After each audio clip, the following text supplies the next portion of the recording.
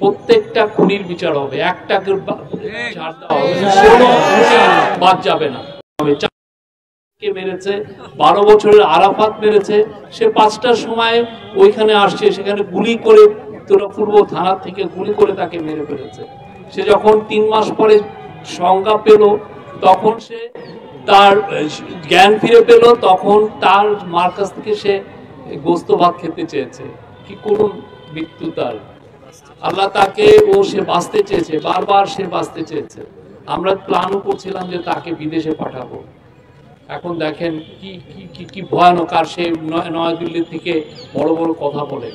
প্রত্যেকটা খুনির বিচার হবে, একটাকে ছাড় দেওয়া হবে, কোনো খুনি বাদ যাবে না। নিশ্চিত থাকেন, এই বাংলাদেশ যতদিন থাকবে এই আরাফাতদের।